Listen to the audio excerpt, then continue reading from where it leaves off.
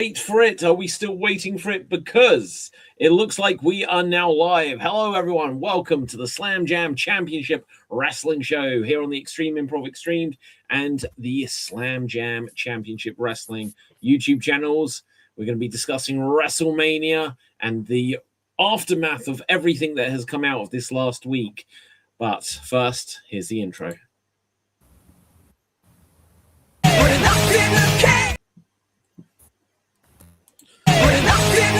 Oh, there might not be any. Slam Jam Show. With Dynamite, you better feel alive.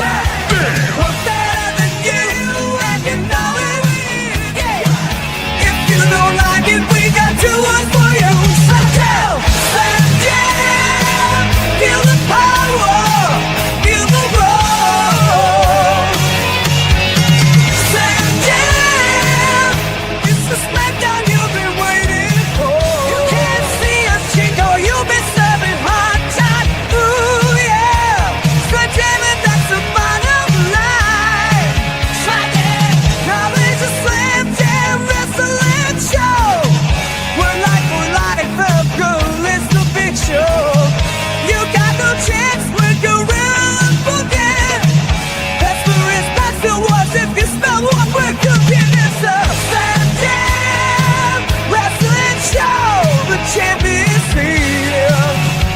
Snap into a Slam Jam. The Slam Jam show. Yeah, yeah.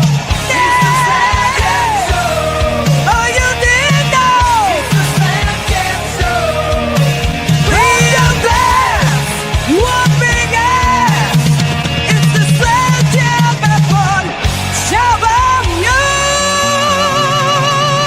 Yeah. Yes, welcome to Slam Jam. So we've had a extra long bout of WrestleMania, and I say bout like it's a virus. But we're going to have an extra long. We've started early for Slam Jam so we can get everything out of our systems to cover the SmackDown, WrestleMania Night 1, Night 2, Hall of Fame. Dynamite was last night, Raw after Mania. There's been NXT. There's been so much wrestling in this last week. It's ridiculous. But say hello to the people, Dave. Hello, people. It's been a lot of wrestling this last weekend, and I've watched like very little of it, surprisingly. But I've watched enough to get an opinion going, and plenty to share. Okay, TJ, say hello to the people. Sorry, I just realized I had muted myself. Hey guys, crazy week. A lot happened in wrestling. I also haven't been able to watch everything, but yeah, enough to talk. Okay, well, I have watched everything. No, I haven't. I don't think anyone could possibly watch everything that's happened in the last week. I've seen all of WrestleMania, except for maybe one match I fell asleep in. Probably Finn Balor match, I think. I've seen Raw after Mania, and literally I had to stop in the middle of Dynamite from last night just so that we can do this show. But let's deep dive into everything that was the Netflix Hulk Hogan documentary preview show that was WrestleMania. Because I don't know. This is obviously TKO. Supposedly, the rumor is that they're now in charge of creative, and that if they're just moving into running more and more of it, this felt like it wasn't a bad WrestleMania, but it felt like the worst WrestleMania ever. In as much as there was almost no wrestling on this show, and there was almost no anything else. It was just so many adverts. It was insane. I read a stat for night one. The entire main show and pre-show included was about 6.5 hour-ish. Right, yeah. With 1 hour and 19 minutes of wrestling. Ridiculous. I'll bring up like the information here, but the matches, I don't think any match lost. Maybe one match went 20 minutes. It wasn't pretty. Now, it wasn't to say that the things were bad, but just as like for any of us that were in the Slam Jam group chat as we were like watching it live and talking about it back and forth, we were like, "Oh, this match should have been longer. Oh, this match should have been longer." Every match needed to be longer, and so night one. The opening match, the Usos and LA Knight versus the Vision and ISO Speed, was only 7 minutes and 8 seconds long. That's ridiculous. It was so ridiculous. You've got 6 people in there. One of them is a celebrity making their wrestling debut. So you might not want to give him too much, but all of the others in that could have carried this match for like a 15-minute opener. Yeah, I'll just rattle off some of the times, then we can go over any of it. Jacob Fatu and Drew was 14 minutes. The 4-way women's tag match was 8 minutes. Lynch and AJ was 8 minutes. Gunther got 17 minutes. Morgan and Vaquer got 6 minutes 51 seconds. That's the one. Cody and Orton got 22 minutes. And it's like, well, not all WrestleMania main events will be like 40 minutes or whatever, but that was the only match that cracks 20 minutes. Another night, 1 second, and in the second night, only the Roman CM Punk match cracks 20 minutes, and they actually went 30. But this, yeah.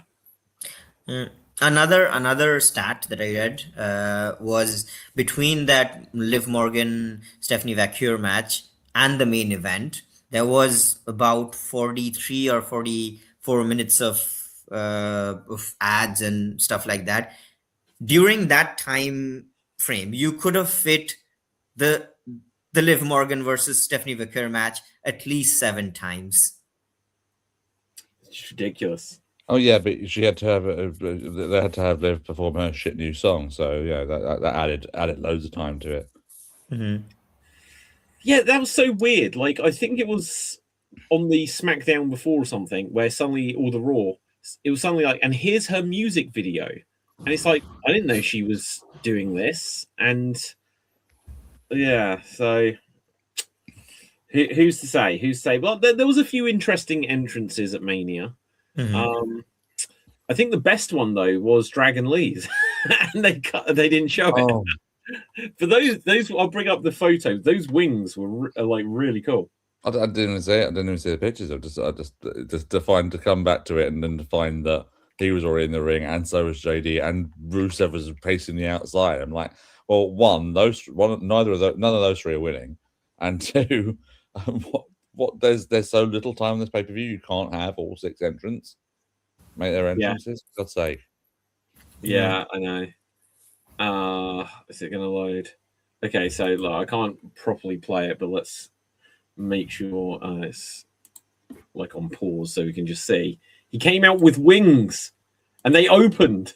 Oh man, you have all that. Just like all that expense to make your grand entrance, and also to have a special outfit for Mania, and you don't even get to have it on TV. Yeah, that's ridiculous. But oh well, such is life.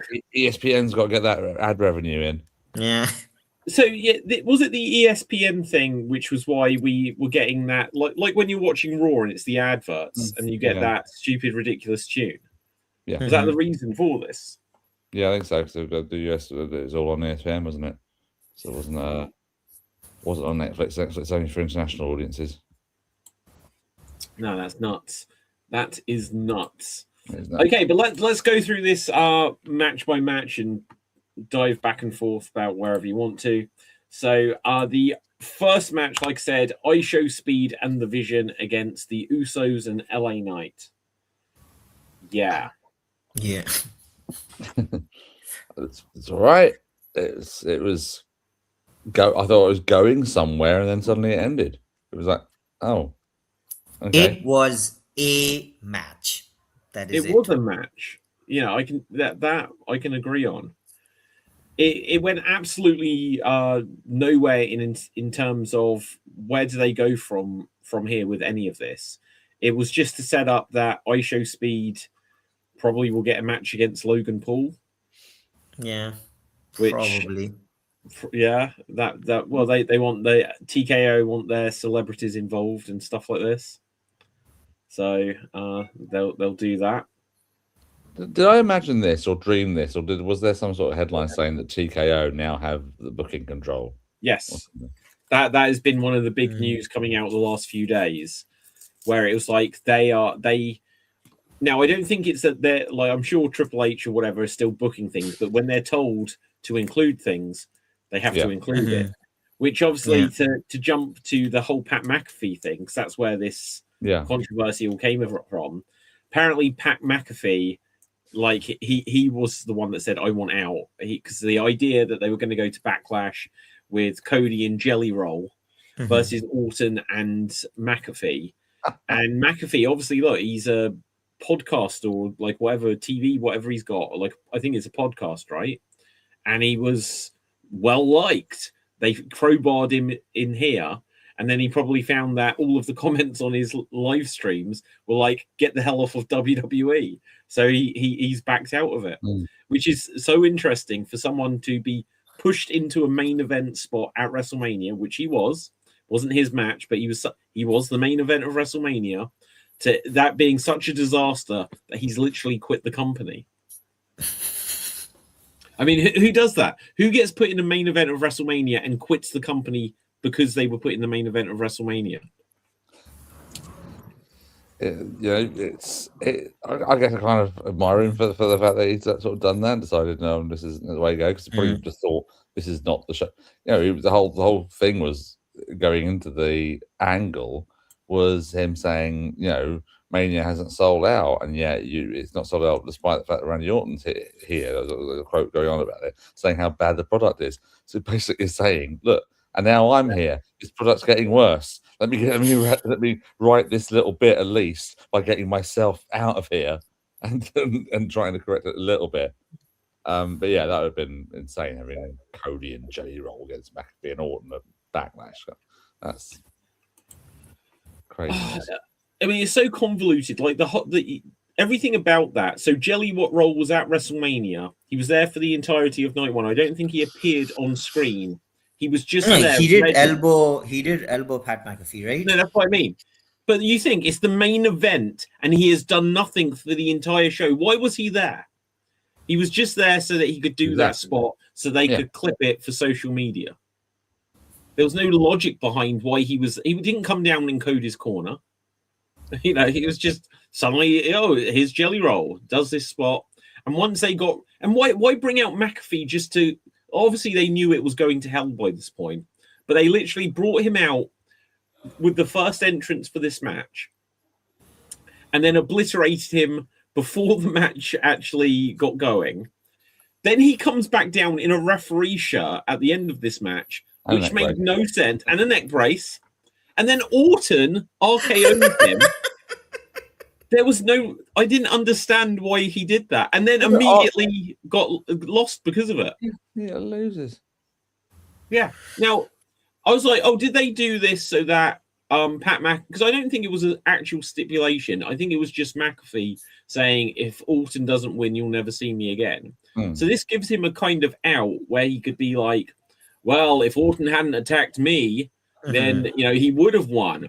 But that two-faced backstabbing son of a bitch, I'm not giving up my career because he screwed me over or whatever. They could go that route with that if he ever wanted to come back, which, to be honest, he probably doesn't, because they did it so badly. But anyway, so after the Usos, we had Jacob Fatu and Drew McIntyre, which was pretty good, but just short. It needed another 10 minutes to really cook. No, I don't agree. I think actually it didn't wear out as welcome. I was. This is one of a couple of matches I thought were just about right.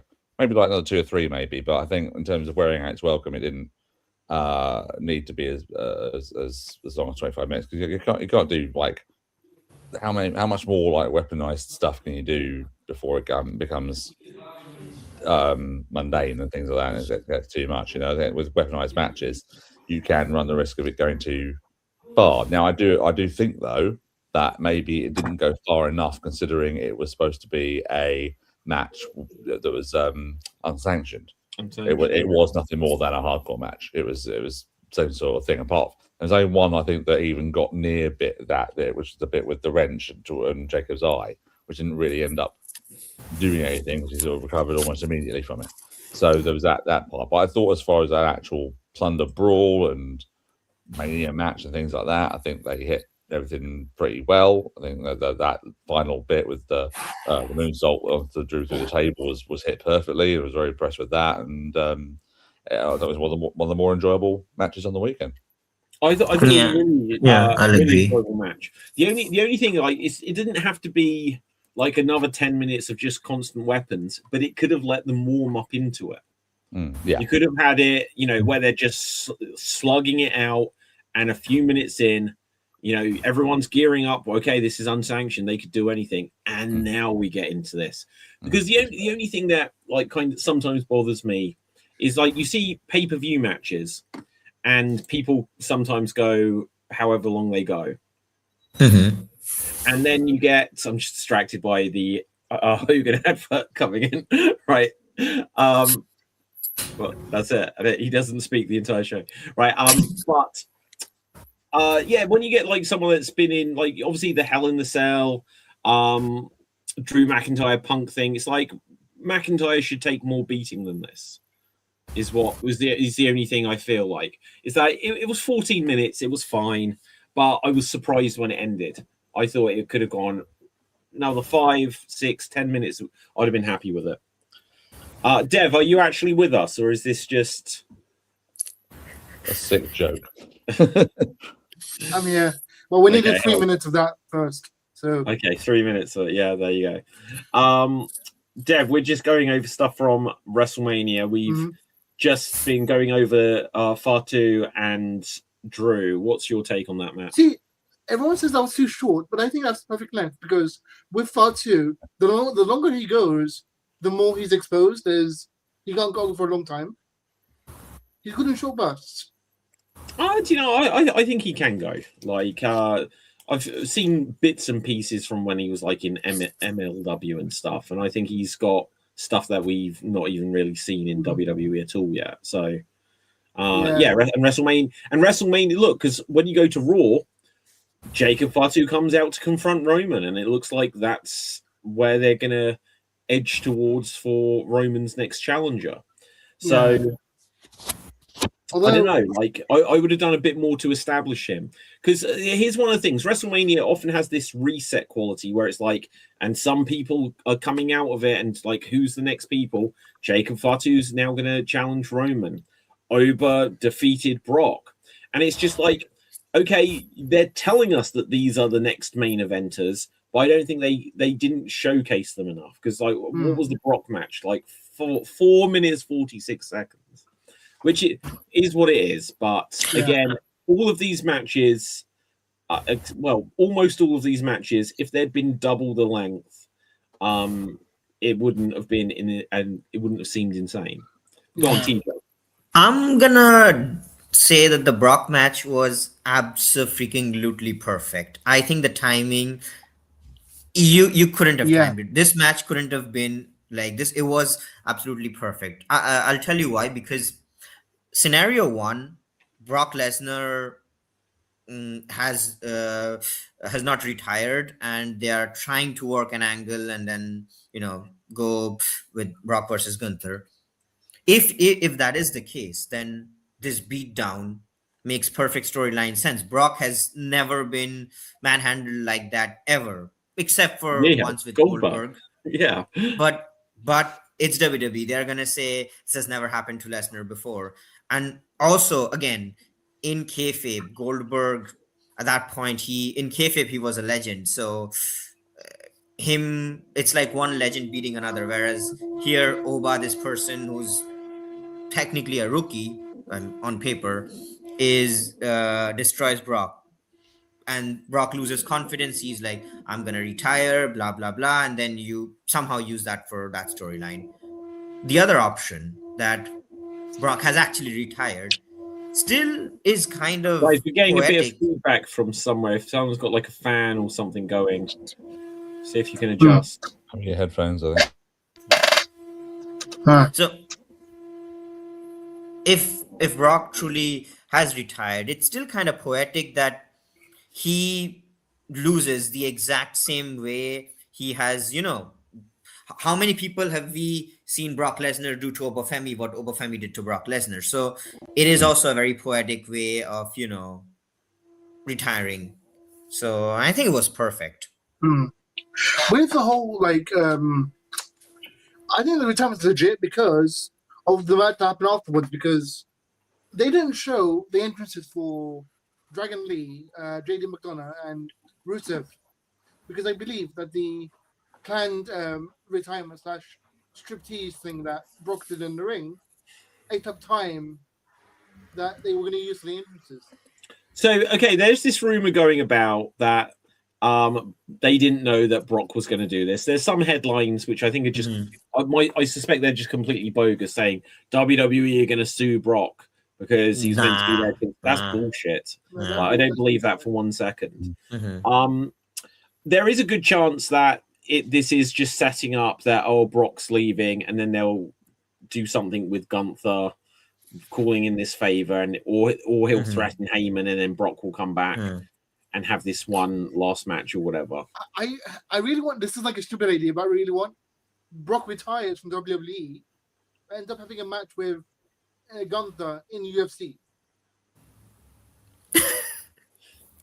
Well, yeah, that will never happen. Like UFC don't want anything to do with WWE, even though they're now part of the same company, because it's like, this is the bullshit that makes people not think that we're real, sort of thing. So they'll never do that cross. Do you remember when? Oh, speaking of Jake Hager, did anyone see his power slap thing? But do you remember when Jake Hager and Wardlow had a on Dynamite a few years ago? And they were like doing wrestling moves instead of just making it look like a cage, like a UFC fight. I saw a suplex or something stupid. Sorry? I think I saw a suplex or something stupid. Yeah, it sounded ridiculous like that. Okay, just very quickly on that. Did people see that Jake Hager's doing power slap? Yeah. And did you see? I don't even know what that is. Power slap is that ridiculous sport where you stand face to face and you don't defend yourself. And you slap the other person. Slapping. It's how to speed run a brain injury. Yeah. It's how to speed run to a brain injury. It's absolutely insane. Yeah. Like if it was some sort of bare knuckle, your feet chained to the ground boxing thing, but just the idea of a sport where someone says, "Okay, you win a coin toss, you can knock me out because you get to go first." It's another plot to Space Jam. To Space Jam. They chained Michael Jordan down, and people have to play basketball against him. I don't remember the beginning of that, to be honest. Okay, but anyway, let's bring it back to one key thing about the Hager thing. I really want to go back to when he won his match, he shouted out, "Fuck Tony Khan." Of course he does. He's like, that's all he's got nowadays. Is he's bitter that the only thing that he could do for 2 years there was wear a purple hat.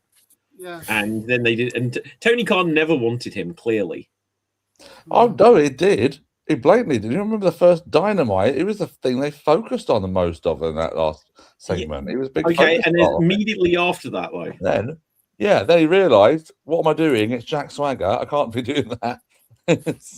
I think this, okay, so shit matches and shit match after shit match. They realised they couldn't do anything with him.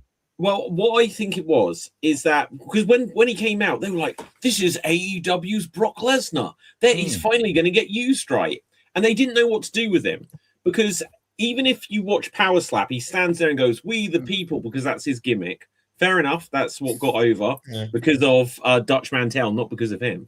But anyway, Chris Jericho, as they were chanting "We the people," was like, "This is stupid. It's gone forever," and you just see his face going like, "That's all I have," right? And then the gimmick was going to be that he doesn't speak.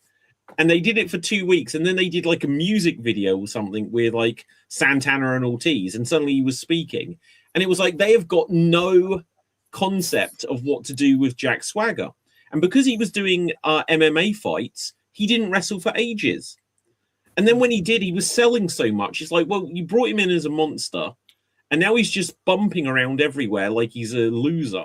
You can't put him on the mic because of his like stupid speech impediment, ridiculous sounding voice. Yeah. and he was done. Then he just became a purple hat.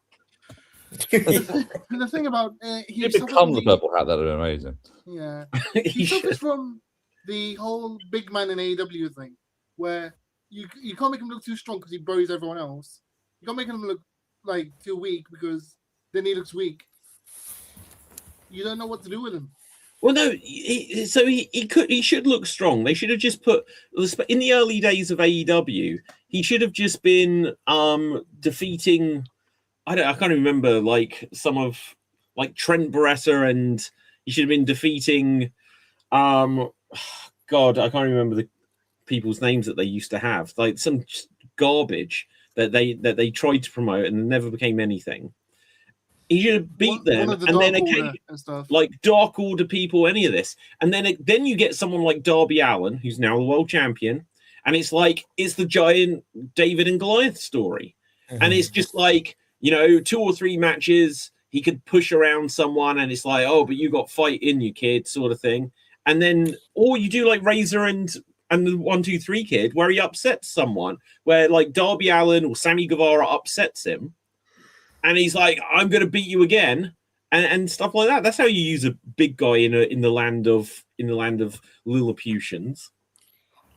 I think the reason they did none of that is that AEW at the end of the day, they started off as a work rate in ring heavy company. They keep saying the W is the most important letter in AEW.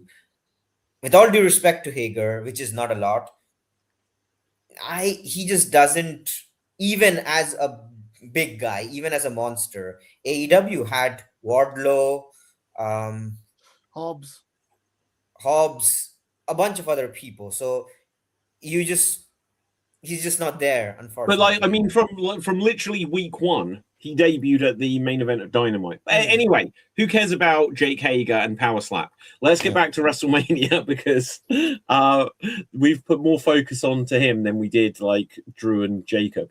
But anyway, next up we had the Fatal 4-Way, the WWE Women's Tag Team Championship, and we had now this was perhaps fortunate timing that Nikki Bella was injured. So they needed a replacement, and they did the deal, and Paige is back. Yeah. Okay, I guess no one cares about that.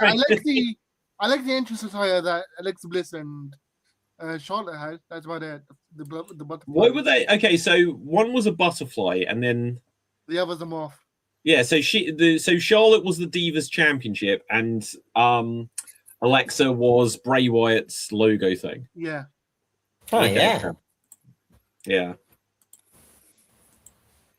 And like they brought back Paige. They took away the one of the Bellas. Was it Brie or Nikki that's injured? They brought so Brie wrestled and Nikki didn't. Because I only remember them as Cena's ex-wife and Brian's wife. Oh yeah, do you know what? Like so many. Now this isn't me trying to be unfair to the women wrestlers over the years, but so many of like the mid noughties and into the teens, 2000s, whatever divas, when it's suddenly like this is what they're up to now. Like it showed Caitlyn or something on. She was on a news story, and I was like, I don't even remember who she was, and they didn't get TV time. Like so, the few that do, you'd remember. But now we have Paige back, so Paige here. Paige here. What a meme that became. But yeah, no, I was pleased to see her back. She obviously didn't. The match was incredibly short. She didn't have to do too much in it. She doesn't ever need to do too much. Like in AEW, she clearly wasn't what she was a few years before, like ring rust galore. And I'll be honest, I don't ever, not that I saw her until the end of her time in AEW, but I don't ever remember her particularly improving or getting back to what she once was.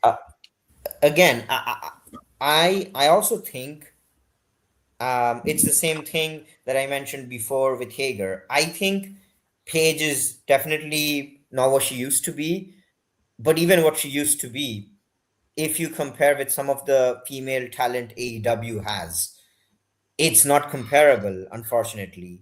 But she is from that slightly different era. So She Paige is. wrestling 10 years ago, where She women's matches were like 3 minutes. Like for sure, for sure. Which is why I'd say she's still above the standard WWE expectation that you have for women's wrestling. But again, when you bring her in with these people, and I don't mean this just for AEW, now that she's in WWE, I don't think she can compete on a similar level as a Bianca or Well, or Charlotte Rhea, or. yeah, Stephanie Vicaire. Okay, but what I will point out is the match she was in, tagging with Brie Bella, with Nia Jax in there. And she wasn't anywhere near the bottom of this pile. Like, even if she does have ring rust. So Dave, you had your hand up. I was literally about to ask who we're talking about because there was two people. Oh, I don't know if we're talking about wait. I can clarify this for you. And there you go. Right. Right, Dev. What I will say is, back then, AJ and Paige were the best of that era, like of the Divas era. But now they're like slightly above some of them, but way eclipsed by like Stephanie Vicaire and like Sol Ruka and stuff.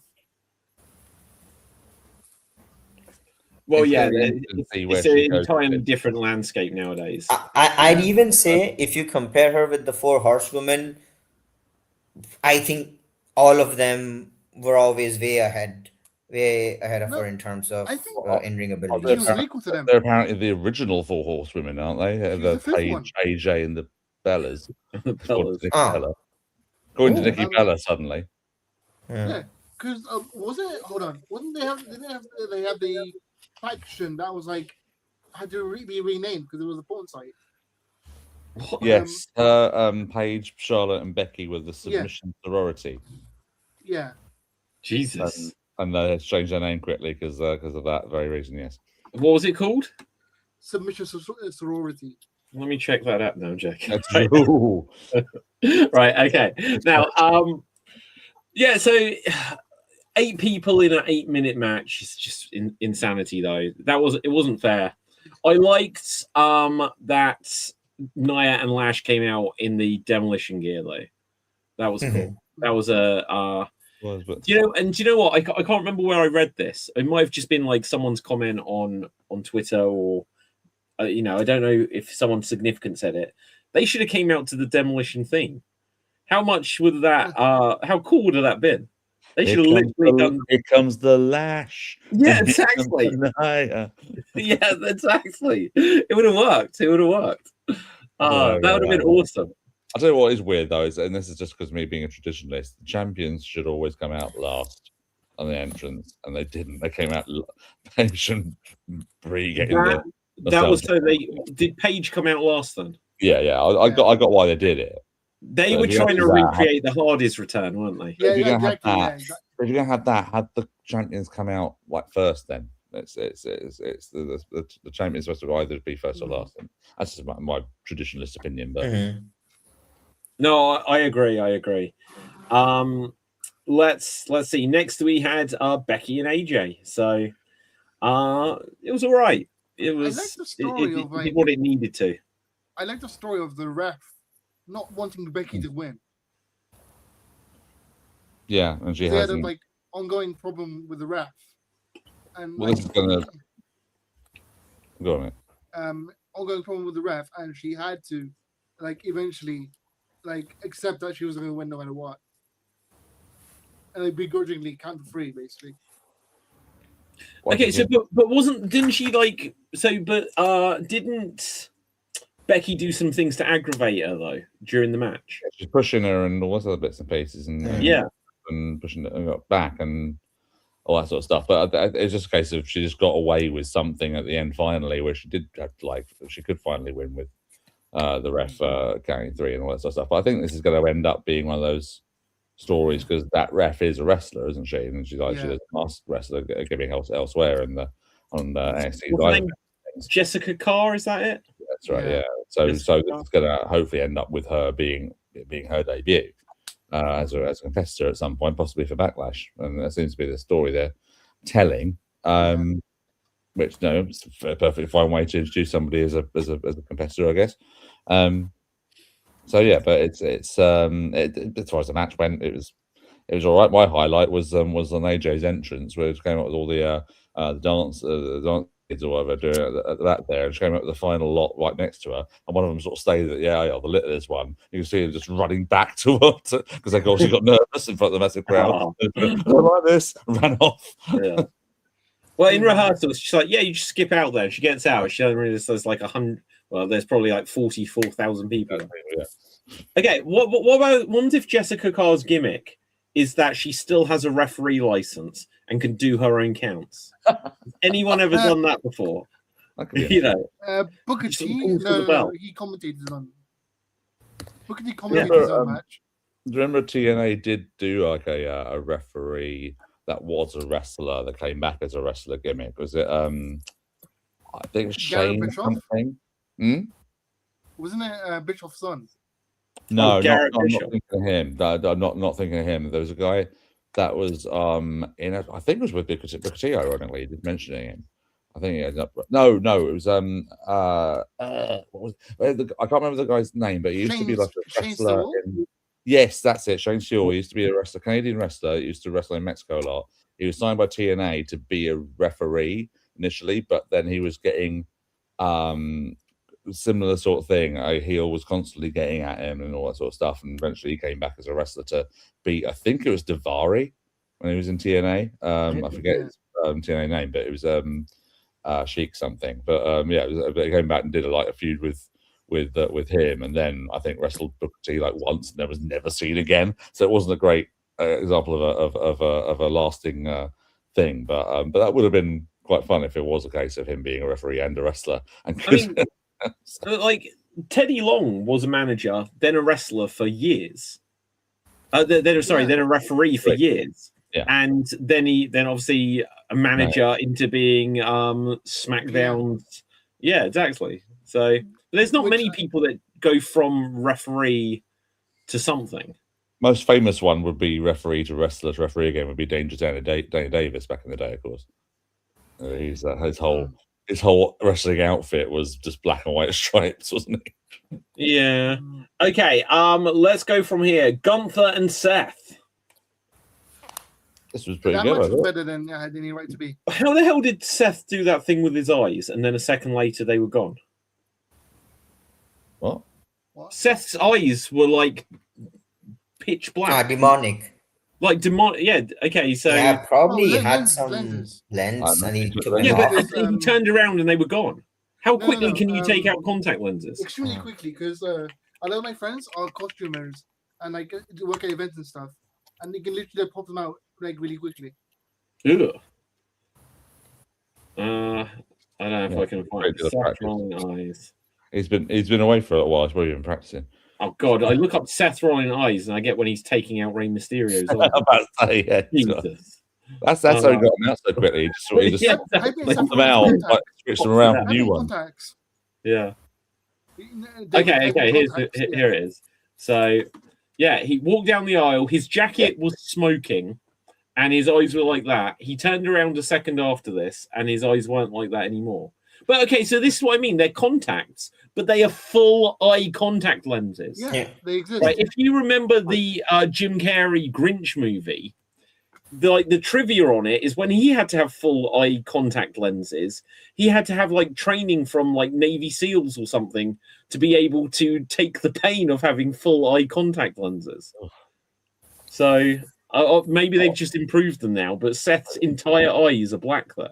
Well, yeah, but if he's only having them for one entrance, I think that's probably a pain enough, Yeah. isn't it? As Instead an of filming Jim for the Carrey entire doing a movie. full film shoot for that. But what do you mean this match was better than it had any right to be? Did you think that Seth Rollins and Gunther weren't going to be able to put on a good match? Yeah. Why? That's what it's me. They didn't have a storyline. They didn't have a storyline. They had to make up a storyline. Like Gunther beat up Seth. And then clearly in the week afterwards, they were like, we've got no justification for this. And they had to be like, oh, yeah, because you wouldn't ever wrestle me when I was world champion. It's like, why wouldn't Seth want that chance? Why didn't Gunther challenge him? It made no sense. Yeah, but regardless of that, regardless of a storyline, when the storylines are any good, my point is that Gunther and Seth Rollins are two of the top levels wrestlers. No, I don't doubt that. The idea of them not being able to get together a good match kind of startles me. No, I think I thought it'd be more like I thought he was gonna have ninjas and it's gonna be like all this like wild because you know Seth and his little cult. Of, like they're gone now, right? That's done. Yeah, They've realized that's ridiculous. Yeah, so all they've done with this is they diverted Heyman with Brock coming back, and now they've diverted back to Heyman, obviously, and well, kind of. It doesn't even necessarily need Heyman so much, but Braun coming back, and gosh, that was anyone have the feeling that he was going to Titus O'Neil it on that run down the ramp? I'm sorry, Dave, you can go first. Oh no, I was going to say no, I didn't have that feeling, but I do have the feeling that Braun's out again for that bloody chair shot he took the next time. Yeah. The back of the fucking head, Jesus Christ. He's not out though, is he? Or is it just I was worried though because I saw that bloody. Okay. The chair shot was crazy. I'm not a big fan of how Braun doesn't when he hits a spear, he doesn't kind of take his opponent down with him. It's kind of different to the spear that Edge or Roman Reigns does. So for me, the running down, that part was awesome, but then I was just not the biggest fan of that spear. Like, I think if Copeland or Roman Reigns did that, the exact same spot, I would have been like, that's the best spear ever. Wait, Braun Baker definitely does have the best spear ever. I'm not a fan of that. I'm not a fan of his spear. Call him Braun Baker.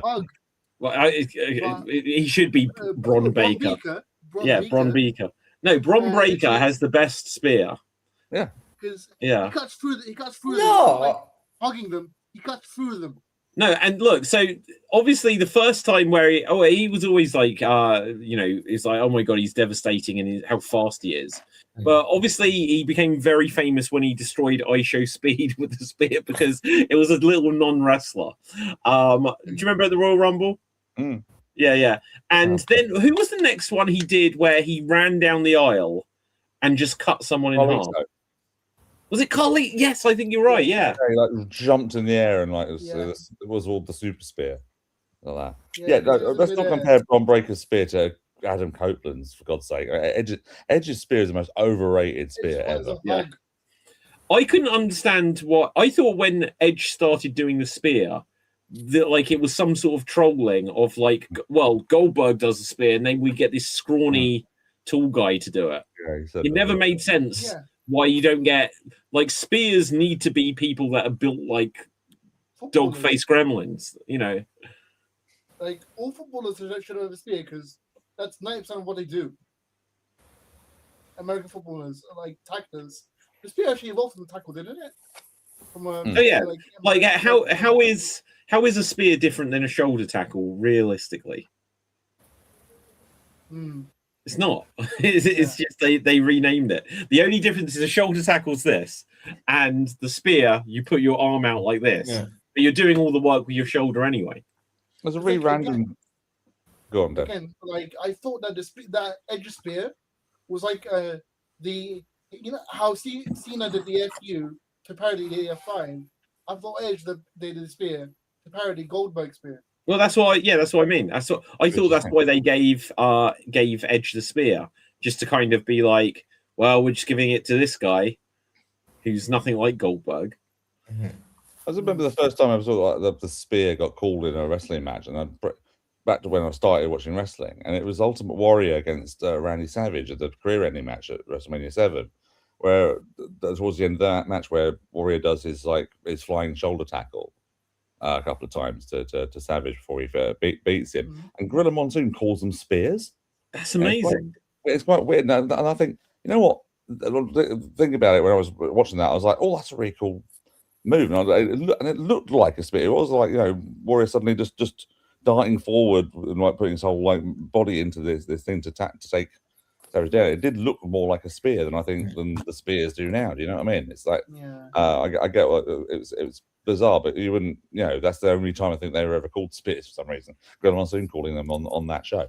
They're always the flying shoulder tackle now, I guess, but it's a weird little nugget of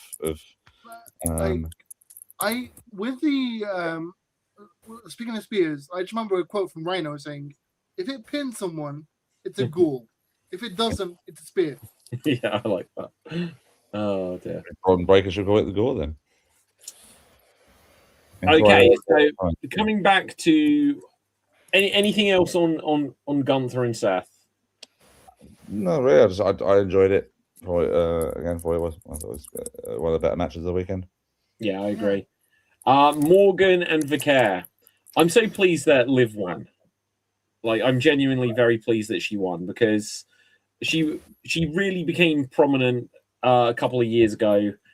Everything like with Dom, and even though like then when she was like injured, she came back, and it just felt like until she won the Royal Rumble, I was like, oh, she may not get put back in that spot. So I'm glad she is, and we'll see what happens with it. Go on, Dave. For me, go on, Dave.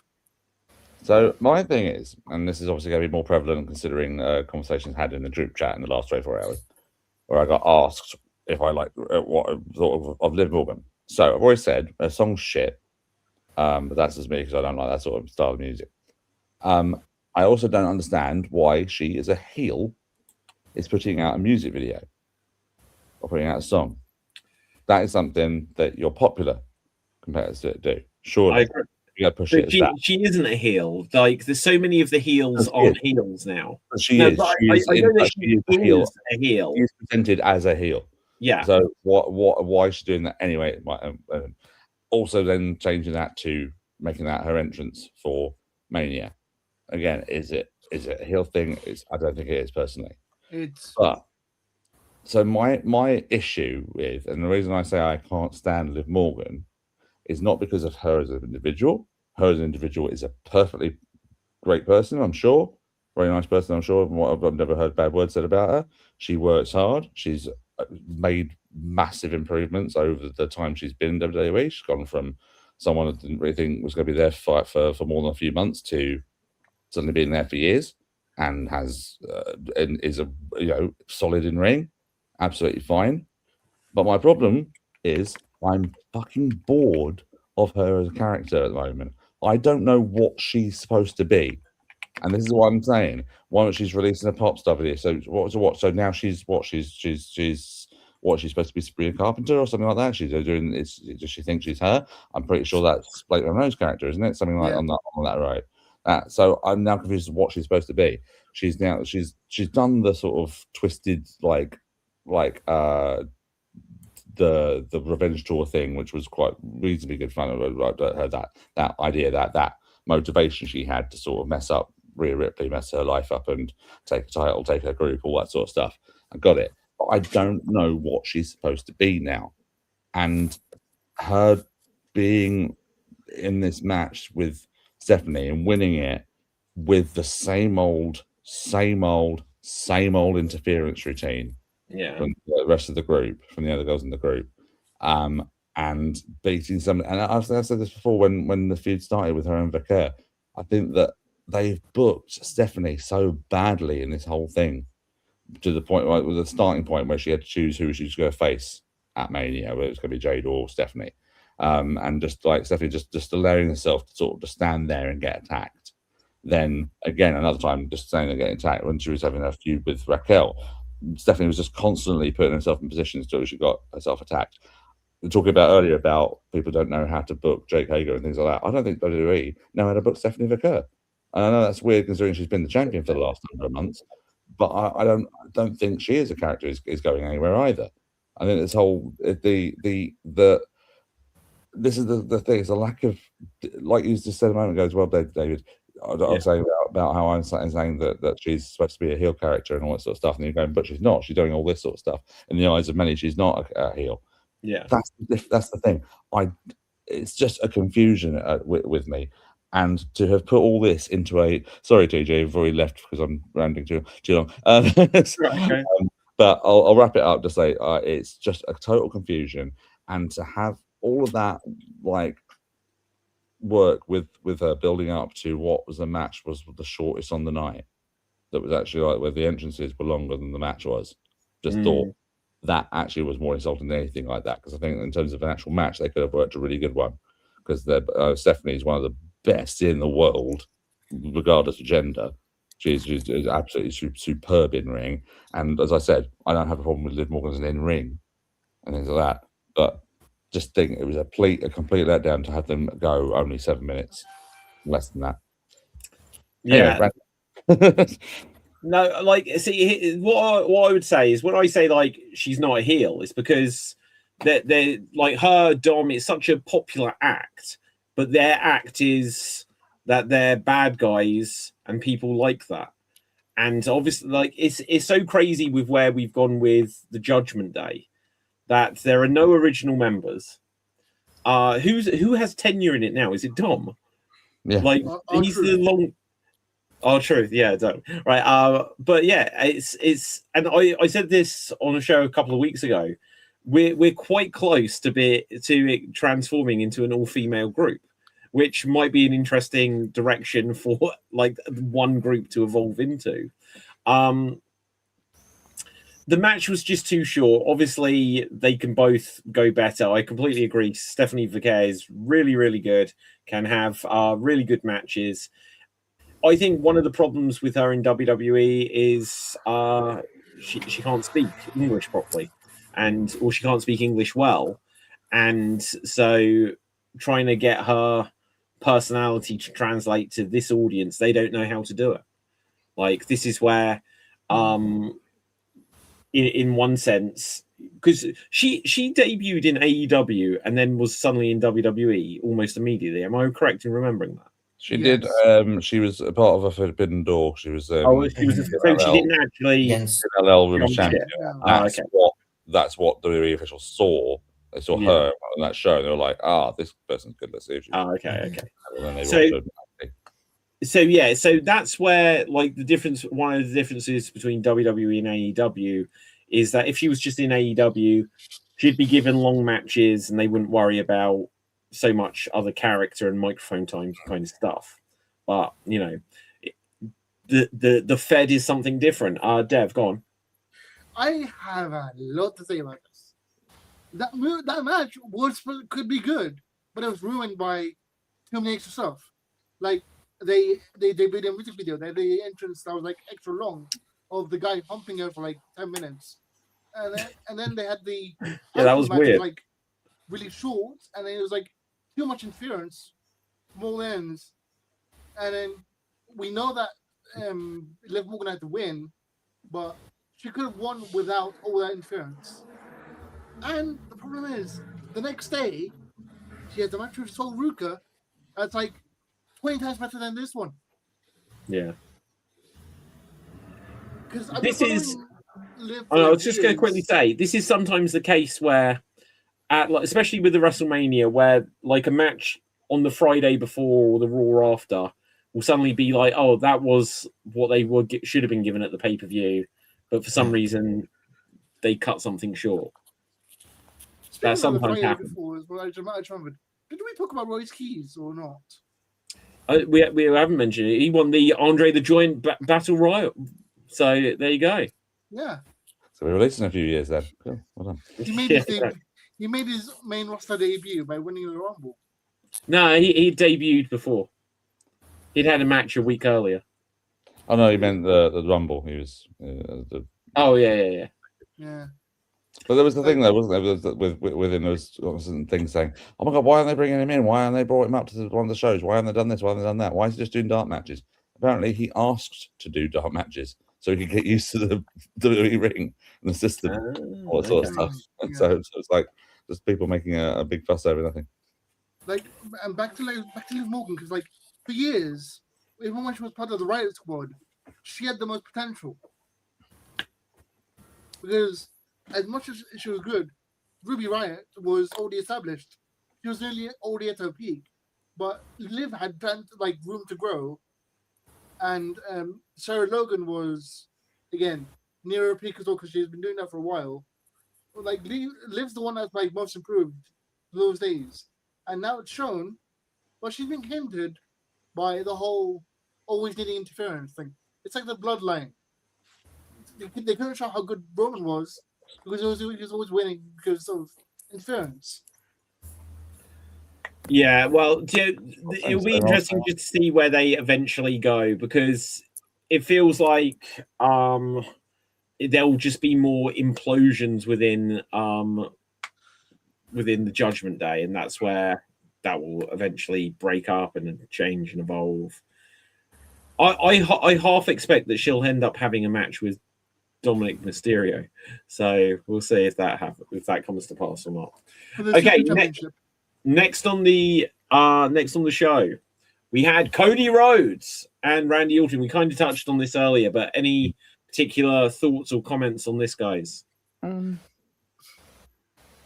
Why? Was your comment there, TJ? Why? Why?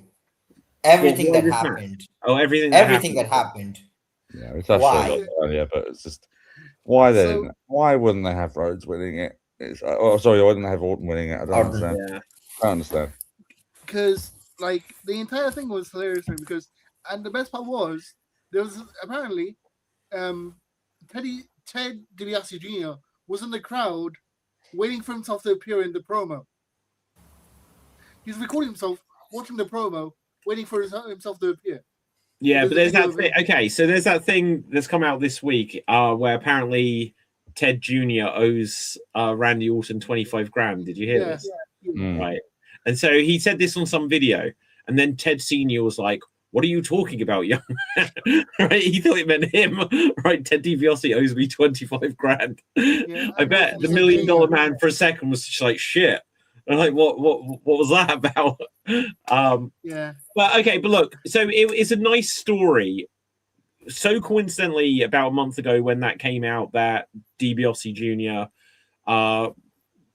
Wasn't going to prison, exonerated, he was not guilty or whatever. I mean, it's always better if someone turns out that, they're not ripping people off or not a bad guy in some way. But look at what he's been dealing with that for years. Is he suddenly going to be in in-ring shape and in-ring psychology to go from, well, I almost got sent to prison for 180 years to, I better do a run-in at the main event of WrestleMania this week? He doesn't have to be in in-ring shape. It could be like a 2011 Kevin Nash thing where he just appears and causes problems and leaves. Yeah. They could have had him have just like a what? He could have given some advice or made an appearance. But sorry, go ahead, Dave. You go. I was going to say I don't know where he got the money in order to get them the tickets. That's what I was. Yeah. His dad, millionaire. His dad's a millionaire, so that could work. But his dad's not a millionaire, is he? So it's not. But yeah, the actual match when Jelly Roll took out McAfee. It got good. Yeah, but I think we said this before you came on, Deb. I think the match was fine until McAfee just, I'm going to say his name now, McAfee suddenly ran back in a referee shirt and was like, what the fuck's going on now? Come on. Yeah. Oh, it was quite nice. A quite nice thing did happen there, though. And it was the first, I think, main event that Cody Rhodes has won where he's not had to hit Crossroads 3 times in a row. I hit it once. Yeah. It was actually, oh my God, you're actually using it as a finisher for once. And actually go having win it with one shot of his finisher. All he had to do was sacrifice his eye. Yeah. You know, I hated that McAfee ran back down. Orton turned on him for no reason and then immediately got beat. It was just such a crappy ending to a main event of WrestleMania. It was a real shame because the actual match after getting rid of McAfee and then before McAfee came back, they were trading moves from one another, trading finishers, doing lots of it was a really good match. Yeah, Orton blading, Rhodes getting cut open by a legit fist in the eyebrow. Yeah. If Orton so Orton attacked Rhodes afterwards. On Raw, they tease CM Punk versus Rhodes. when Orton obviously is still a factor here. I don't know. I think that was just their way of saying Punk isn't going to have a rematch against Roman. So maybe they'll shift Punk over to SmackDown. But he kept saying like a title opportunity is gonna fall from the sky. A title opportunity is gonna fall from the sky until Cody Rhodes came out. yeah, I don't know. Right, but Does that anyway. mean Punk's winning Money in the Bank? Hopefully not. Punk should not win Money in the Bank. Or if that title opportunity is coming from the sky? Oh, I see what you mean. Yeah. No, like they'll do something. They'll circle round to Punk versus Cody at some point, just in time for WrestleMania next year. I was gonna say, I think it's gonna be the match at next year's WrestleMania. Yeah, They could do SummerSlam. I mean, they could do SummerSlam. It really depends because obviously WrestleMania next year is the Saudi one, so they're gonna. Well, look, I'm just saying, if you thought Hogan was on this year's show, he's going to be wanting that paycheck for next year's show. So Brock will suddenly be back. Cena will suddenly realize he has one more in him. Everyone will want that $20 million paycheck.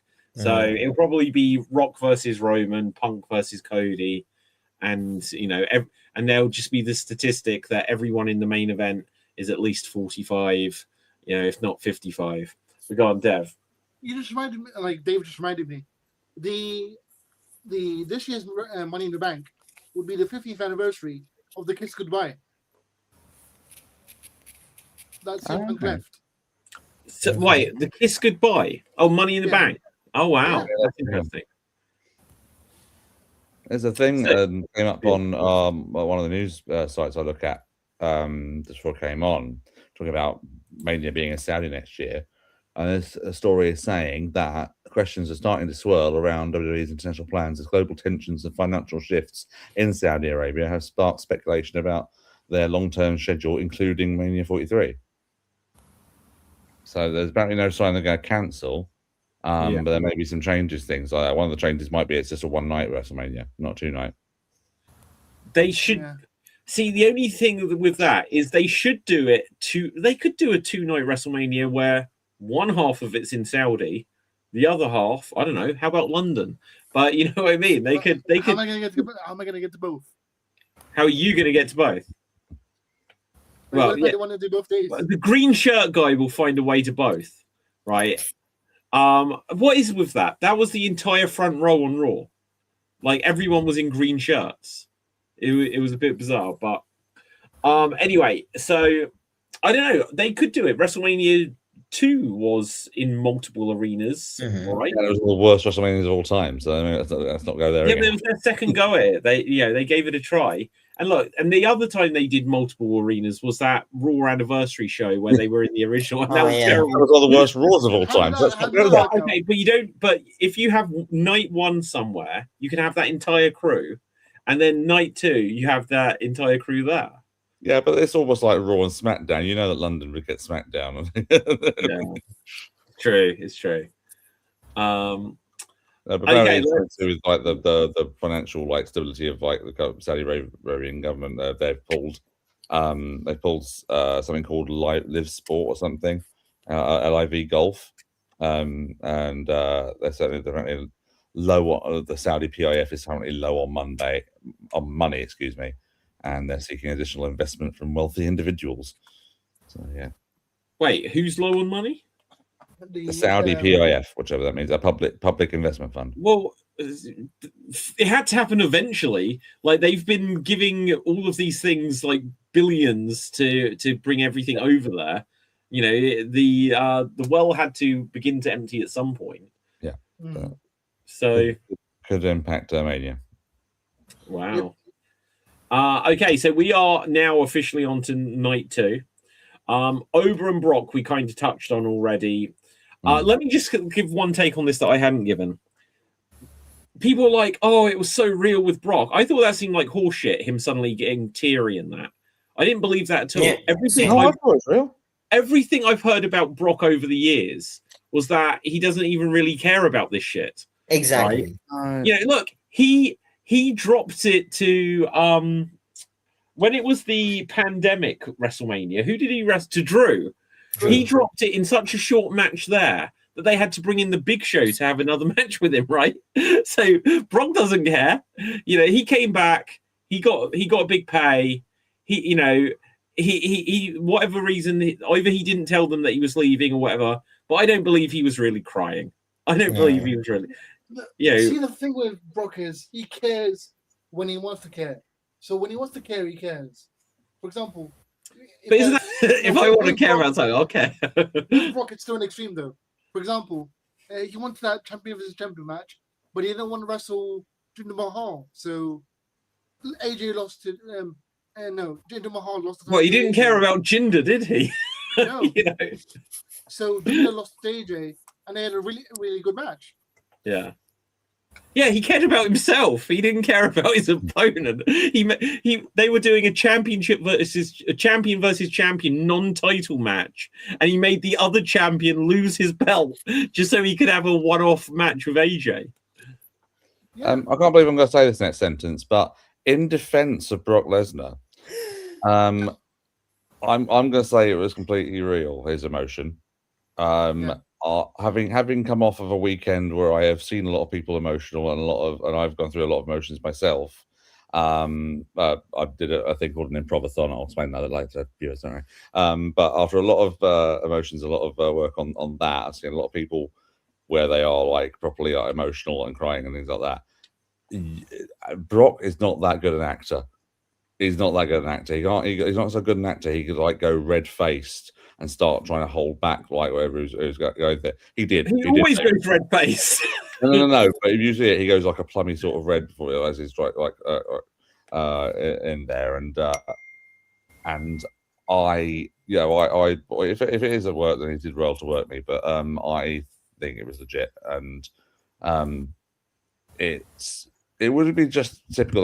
But like you say, bit out for himself. They probably wanted him to wrestle Gunther for a career match, and people were thinking he's probably the next thing in. Nah, do it now.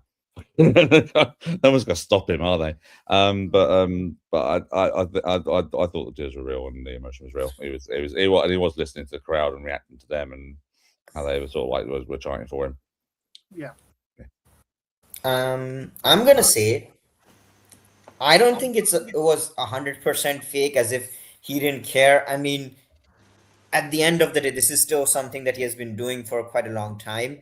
I do think there was a bit of acting there because, again, I don't think that was his last match. I think his last match will be against Gunther at SummerSlam. Yeah. And I think because of Gunther's current trajectory, you can't really have him as a baby face. So this was what would turn Lesnar face, and then Gunther attacks Heyman or catches in the favor or whatever, and you have a babyface Brock Lesnar in his hometown in his final match against Gunther, where hopefully he taps out. Yeah. It's possible. My query on that one will be, and that's a good way of getting him to be the face in the situation. And possibly is what it would be. But I then question the judgment of having him lose to Oba so fast and putting over. If that's the way they're going about it, it's kind of like, well, we've just had the proper retirement at Mania. Oh, I'll just go and do this one. It'll be like another John Cena situation. Or it's like, oh, you got me. Yeah, well done. That sort of situation. So yeah, I know TJ, you really liked the Volta Cena situation from before. We won't go over old stuff, but when we're to go back to the show, we were talking about it at the time, and you'll see differing opinions. But yeah, I question the decision to have him do that then, and allow him to sort of do the retirement thing here. If it wasn't a case of him being allowed to do it, or anything, or just going for it, that kind of weakens the idea of Gunther then retiring him. I think, okay, because one of the things I've been saying for the last few months is that I don't like that everyone's got the same retirement. So Brock has had a different retirement, even if they go back on it, right? So this was his retirement. This was his WrestleMania moment. If SummerSlam's in his hometown, it's in Minnesota or wherever, and they're going to do the story like where he's dragged back this one last time, then it's too obvious that Gunther's going to win. If Gunther's retiring everyone, but if they now say, you know, Brock, I want this one more match, you know, but he's but like I want the real Brock Lesnar, not the shadow of what you are, then people will be like, oh, is he gonna get the win? And you could do it either way. I mean, I do think in at least one of Gunther's future retirements, it should be because he destroyed the other person so bad that maybe they have a career-threatening injury, something like that, instead of just, you know. Ooh. So, But then okay, so then he's retired some. We wouldn't know immediately that he's retired them, though. or the next night, that this person comes out and says, the doctor said I cannot Yeah, but compete you'd never anymore. know that by the next night unless someone is legit paralyzed. You know, you'd never be able to say, you know, if someone's injured in the ring, then it's going to be like, oh, I'm going to get back, I'm going to rehab or something like this. You'd have to build something out of that, I think. True. That's Again, it's he could retire someone by other means. He could threaten to retire someone by other means, in fact. You know, they could get someone who is, imagine they could have done this with AJ.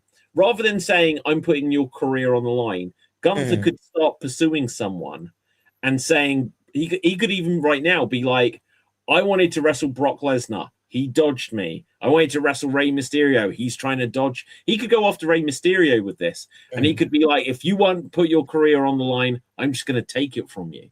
Yeah. It could be or that angle. Yeah, that'd be interesting. Speaking of Rey Mysterio, Rusev, Penta, Javon Evans, Dragon Lee, and JD McDonough in a 6-pack ladder match for the Intercontinental Championship, which was fun. I enjoyed it. Match of the weekend for me. Yeah, quite possibly. Match for me. Yeah, same. Any particular thoughts on it, guys? The big thing I want to talk about is the entrances. Like they cut like 3 of the entrances. Yeah, we discussed the you said the so they cut because of Brock's retirement or whatever you said earlier. But that action in this match I thought was off the chain. I thought there was some really unique stuff I hadn't seen before. I always worry about ladder matches that they go do stuff that we haven't seen before and all that sort of bits and pieces. And obviously there's a few sort of like moments you're sort of like, oh, we've seen that before and things like that, but it was all done really well. Was that Rey Mysterio 619 with where Dragon Lee was caught up in the ladder? I thought it was like, well, no, okay, that's a new one. That's different. Destroyers on the ladder and okay. All So go ahead. Sorry. I was like the Destroyer on the ladder. JD McDonough's Spanish Fly off the middle of the ladder. That was crazy. It was a very Destroyer off the ladder wasn't there one in like AEW or Ring of Honor, like Dante Martin, where they did something similar and he like busted in. That was a much more dangerous spot that they did. It was off the ladder through a bunch of tables on the outside. Oh, okay, that was to the outside though. Yeah, I know. Just the Destroyer on the ladder though. Also, I thought Mysterio and Rusev had both killed themselves together when Rusev. Who is it that shoved Mysterio or something? And then he went into Rusev, and Rusev's head went in between 2 rungs of the ladder. It just missed, but it was like, it was like really close to the top of that. Yeah, that's crazy. That was a crazy spot. Yeah, very crazy. But it was like, and they both got back up to do more stuff. But yeah, no, I thought it was a very good ladder match, and again, one of the ones that didn't outsay its welcome. Perfect length. Yeah. Fine. No, I agree that match was the right length. Was Penta ever not winning though? Like, I didn't think anyone else seemed a real contender. You could possibly say Mysterio, but I think Penta was always more than likely the favourite going into it. But I wouldn't have been like appalled at Ray winning it for one more time, and then maybe dropping it Penta at Backlash. Yeah. Okay. Next up, we had Trick and Sammy. For the US. Sorry, I love Trick's entrance attire. It was like when someone's accidentally stood on a toilet roll. It's just trailing behind you. Right. Yeah. Are you calling Trick Williams the Andrex puppy of WWE? Yeah, quite possibly. Was it still something? It said that the jacket weighed like 80 pounds. Something like that.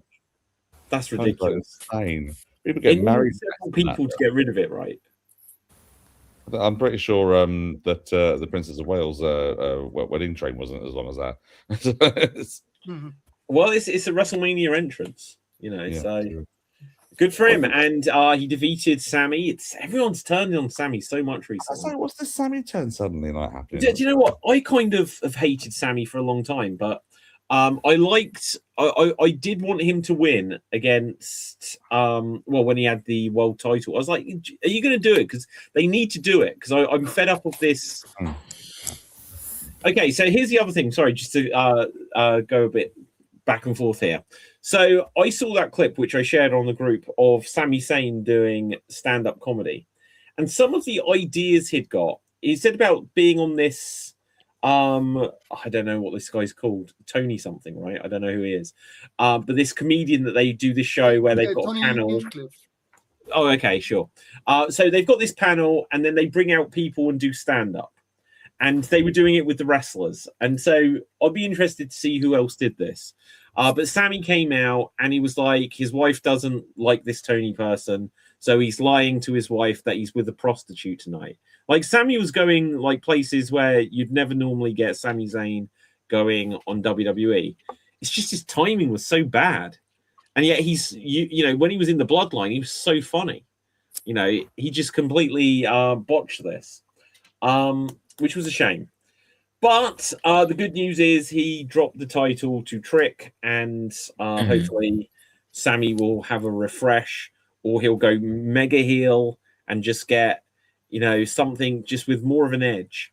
Because either he needs funny where he's just saying stuff and he's lovable, or he needs to go really. He just doesn't need to be whiny bitch Sami Zayn. I'm so Is that where they've been going? Is it because he sort of was going whiny like for a little bit, like at that backstage promo with Cody like a few months ago, didn't he? Was getting a bit like whiny, and Cody sort of pulled him up on it and said, "Stop whining. What's wrong with you?"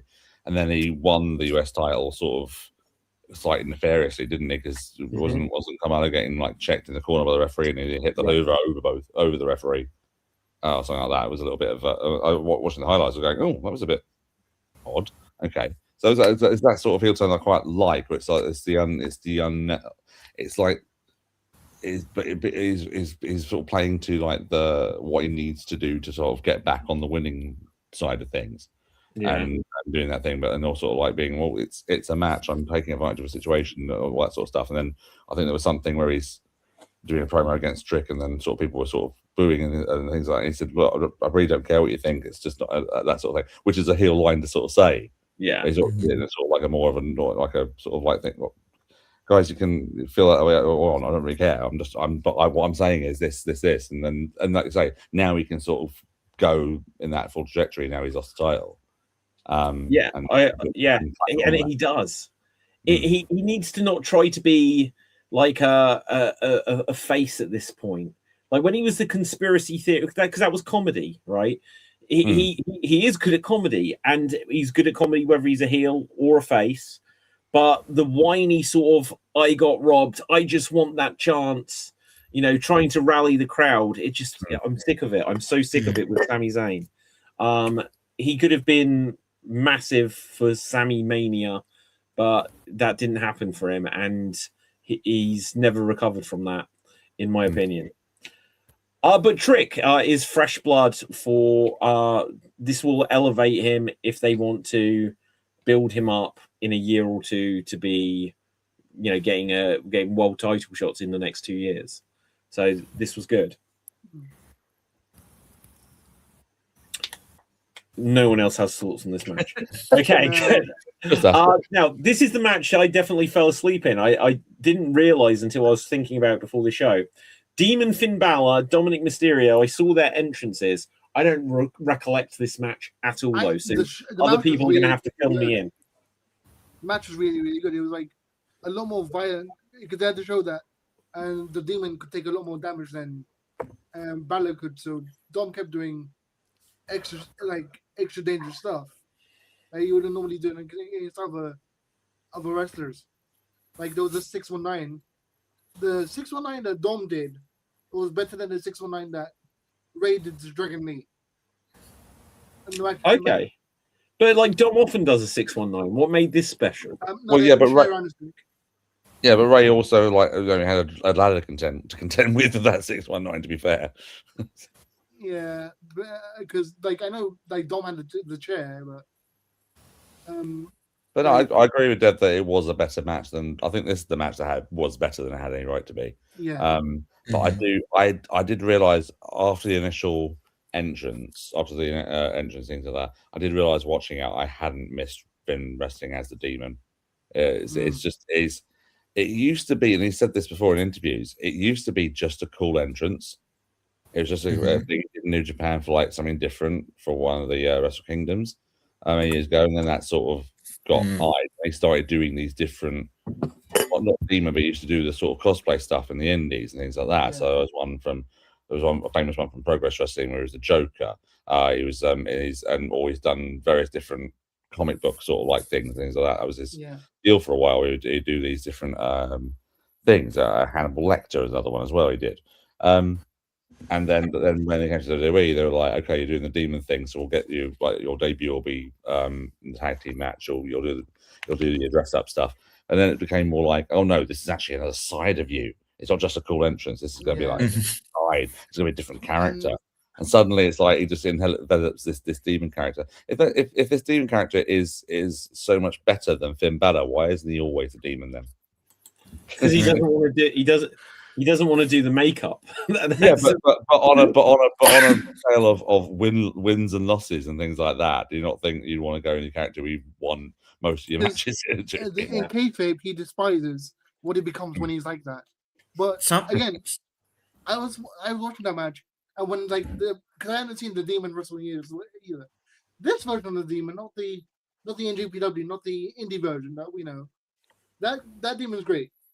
This version of the Demon looked like a budget version of whatever the hell Leo Rush is doing in AEW. Leo Rush in AEW is the best thing on AEW currently. Yeah, I literally was watching Dynamite just before we came on, and his entrance, and I think he wrestled Brody King, I think, and did he right? But just coming down the aisle, he was just talking to himself, and I was like, the stuff he's saying is so interesting. Yeah. This is the most captivating character, and even on commentary, they were like, "Is he out of his mind? Is this mind game?" It's great. That's my favorite character in a long time.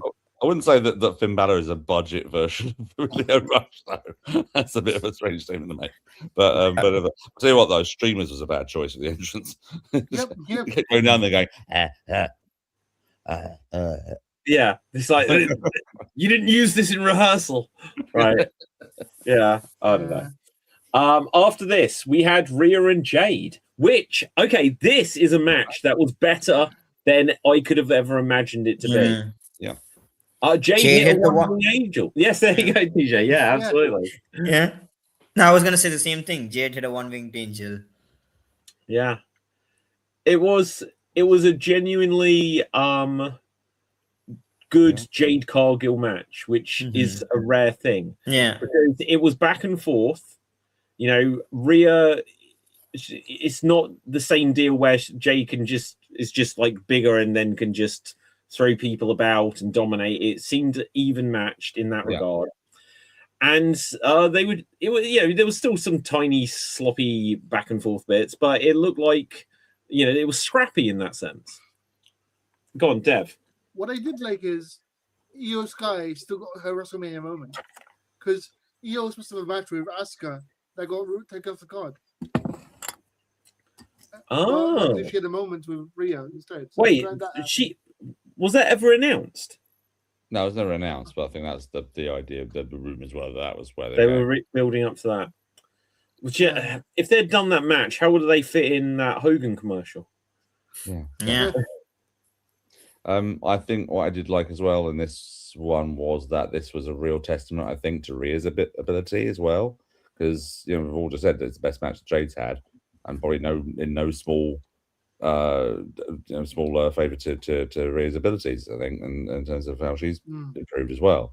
So, And yeah, like I say, there's always those little bits where you can blatantly see Jade like trying to communicate with the opponent, going, I don't know what to do, I'll kick you, bam, and goes into that sort of situation where she gets a little bit lost. But I really like the counter into the finish as well. That counter where she's the like slide was pretty and good. she sort of kicks out and slides under into the riptide. That was very well done. Because I don't know if it's been in the news things and on the social medias that these guys have not been getting along, and there's been a lot of backstage heat and a lot of Twitter like feuding and all that sort of stuff, and a lot of bad things said on there. And I think this is sort of like almost like a Brett and Sean situation where you've got two people who probably don't like each other at all, but can make magic in the ring.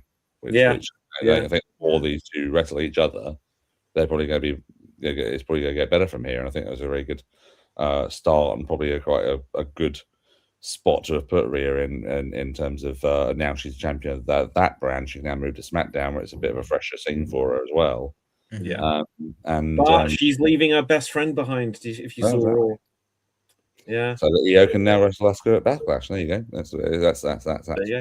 That's if Io gets through anything without landing on her head. Women's Undisputed Championship. Now I had this for a while before I realized it was the women's one, but it's still good. Now, okay. Can we just say, because I don't know if it's what I said then, but this is of course if Io can get through anything without diving and landing on her head, which she's done twice in the last 2 weeks now. It's like that one from Monday. I was like, it was so close to just being on the top of her head. Okay, well, before we get on to the main event, in fact, we did have John Cena as the host of WrestleMania. My favorite segment of the night, like of the weekend. What, the Danhausen one? Yes. I thought it was cringeworthy. I thought it was really bad. I thought it was hideous, right? Yeah. But just before we quite get onto that, like, what did John Cena add to this?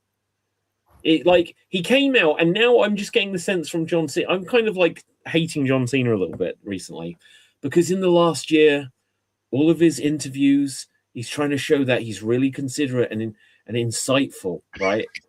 Every single thing is just like, okay, let's unpack that, right? And then he runs. He doesn't run out. He walks out, and he's like, "Stu, it's different. Not gonna run." And then he realizes that it's such a long thing, he has to jog down to get into the ring. He doesn't slide in. Doesn't slide in. And well, exactly, right. And his promo is like, "Oh, and here's a big thing." It's like there was nothing.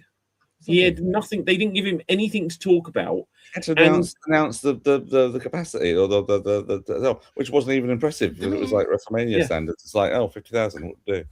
Yeah, and also, but even with that, they sort of tackled the controversy head on. He's like, "There's been lots of discussion about this, and it's 50,000." It's like, well, that's 10,000 less at least, or 18,000 less than what you had, whatever it was. Dev, we forgot to mention one thing as well. What? Cena announced that Bianca Belair was pregnant. Oh yeah, that's a good point. Yeah, so he didn't announce that, did he? He was like, do that. He was in the ring. Yeah, she came down. That was a really nice reveal. I'm so pleased, actually. Speaking of that, a couple of weeks ago, when there was like the rumor she still isn't back, that she still had some sort of dressing on her finger, which is worrying. But I'm so pleased that she still had her finger, because there was this rumor that she'd lost her finger. Yeah. That's just horrific. You know, she doesn't deserve anything like that. But yeah, so she's pregnant. That it was nice for her to have that appearance. It was a WrestleMania moment for her, so that was cool. But the Miz is just forever in this spot of WrestleMania nonsense now. You know, he went from Snoop Dogg to Danhausen. Kit Wilson, though, he came in the ring. They didn't give him anything meaningful to do, but again, he was in the ring with John Cena at WrestleMania, so good for him. Yeah. And the mini wrestlers got a lot more than I thought they were going to as well, which was pretty weird. One of them took a bump, and then the other one punched Kit in the dick. Yeah, that was funny. That was good. That was pretty good. What was with Michael Cole? He's like, they're the midget Housens. Yeah, don't have a go at me. They want to be called that, right? They're from a wrestling company that has that word in the title. So like, yeah, okay. So I don't know, like that. What I still don't think you should have said are we it. not allowed to say that word at all? Because Cole did, right? Oh, am I about to be cancelled for that? No, Um, no, Yes, you No, have. I think, yeah, I didn't think it was that big a thing, but Michael Cole, it was like, I've got permission. It was over the top, I thought. Well, I think he probably, yeah, it's probably wise that he did that. I think otherwise people would have been. Yeah, because people would cancel him for that. we'll just Because, say, now they Bruce call Wayne was themselves and spoken just about. say it. But yeah, I guess so. I guess so. Crazy times and all that. But Roman Reigns defeated CM Punk when, I don't know, what did we make of the ending here? Punk had him and then just kind of collapsed down It's Exactly. because he's old. You know. yeah. It's the two GTS combos that he used to beat Mox and Seth, and now he tried it on Roman, but he couldn't. He couldn't get him up for the second GTS. Yeah, but why did he pass out? He's old. He's old. Because he's old. Oh, it was a very good match. I don't know what how would other people rank it. It didn't blow my mind. It was good. It was a slog. I didn't really. Yeah. Sorry. I I didn't really. No, you Okay. rock paper scissors. Dev. First, Dave, Right. DJ, go. I didn't really care much about this feud, to be honest, to get invested. So for me, and the match was, I mean, it was not the worst, but I wouldn't like, if I had not seen this match, I don't think I would have lost anything from WrestleMania for sure. Not from the last, like, I don't know, the last week. Oh, I thought it was one of the best matches on the WrestleMania weekend. Partly because they had the time to breathe and do stuff with it. I didn't particularly like that ending because I don't know why you had to have Punk just like falter at that point, because it felt like they were going for another one of these stay down, kind of moments. But then the next night he's just like, I might challenge Cody Rhodes for the world title. It's like, okay, so are you winding down your career here or not? Because I don't think you can go being the world champion to like, that was all I've got in the tank. That mentality doesn't quite resonate with me. Overall, though, I thought it was pretty good. Roman using the stairs right in front of the referee, and then again the commentators had to kind of be like, well, we're going to let some stuff slide because it's such an important match. Just announce it's an OGQ match, for God's sake. Get over stuff like that. It annoys me when they do that. It's like, oh, I'm going to take some liberties. Oh, no. Stairs are not a liberty. Yeah, exactly. It was so egregiously in front of the referee. There was just no logic to that. But Punk, he came out to his Ring of Honor theme, or at least partly. That was good. I enjoyed that element of That it. was awesome. The footage of him past with him doing the forgot the band name, but yeah, that music. Misera Quintana. But yeah. It just reminded me of something. When he was doing his entrance, he said it's club, then just stopped. And the crowd continued. They were screaming it. They screamed it. They completed it on Raw, but on SmackDown they said nothing. It was silence on SmackDown, like on WrestleMania. Okay. It was silence. Well, I think Punk just probably just wanted to like get the crowd to cheer back to him, and that was probably the idea. Apparently, the reason he couldn't say the thing was because that sentence is now trademarked. And that's probably, yeah. Wait, I'm completely confused what we're talking about here. When Punk goes, it's clobbering time on the entrance ramp, because they had done the thing where he was out there with no music. I think the fact that if he had said it like with no audible stuff around him going here, he couldn't say it's clobbering time without probably getting some sort of legal thing. Well, yeah, because it's from the Fantastic Four. It's club, and then the crowd doing it is okay. That's pretty nifty if that is the case. Like Disney, whatever, they'd be stupid not to make some agreement with that because it's not going to hurt them, right? Okay. Anything else from WrestleMania that we've not covered, guys? Well, I read this conspiracy that night one was made intentionally bad because it featured your celebrity matches.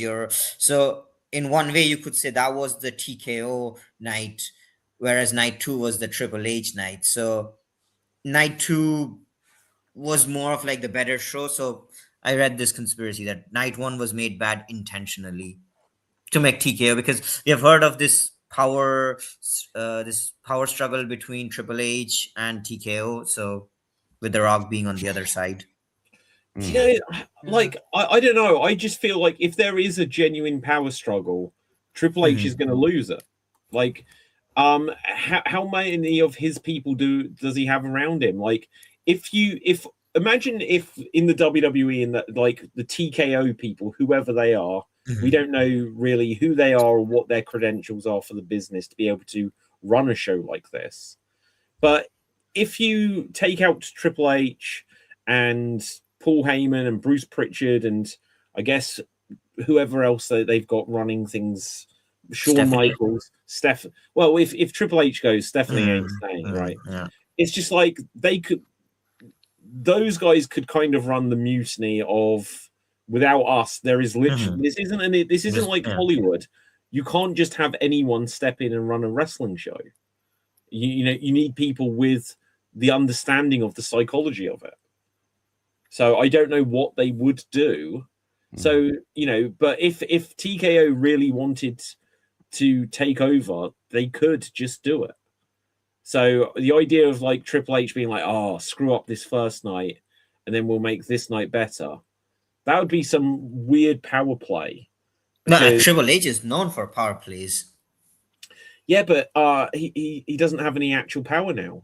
Like his actual power, like when Vince was in charge, it's like, well, eventually Stephanie and Triple H were positioning to take over instead of Shane. But it's not the McMahon company anymore. So Triple H is there because who else could have they given it to? He was in the position.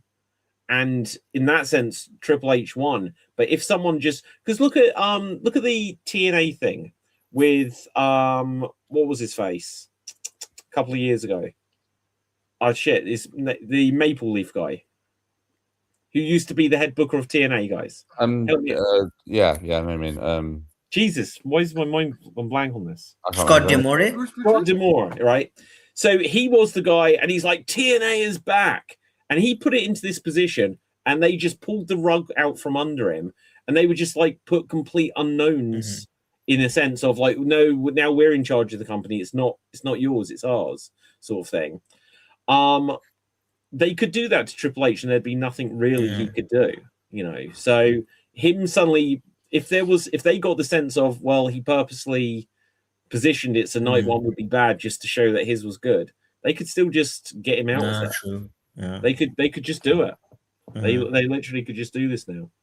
And look, and would Heyman be loyal, or if they said to Paul Heyman, would he be like, "Well, sir," you know, he's like, "Finally, finally, ECW is on." He'd come out if Paul Heyman took over WWE.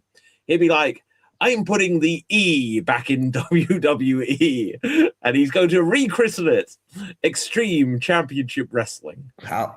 I imagine if that happens. It would be fun for us, but I think that would be a terrible business move, wouldn't it? Who cares? Who cares? Putting the E back in WWE. Okay, has he ever done that as an idea of a promo? He must have done, right? I didn't just coin that, did I? Putting the E back in WWE. E back in WWE. What's the stand for? You might wanna like patent it, because if that happens.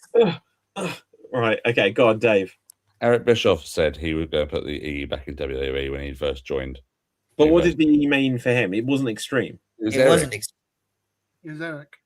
It was him. Oh yeah, it was him. Oh, yeah. I mean extreme. Yeah, that was his first speech as GM. World Wrestling Extreme. World Wrestling Eric. Or Okay, right.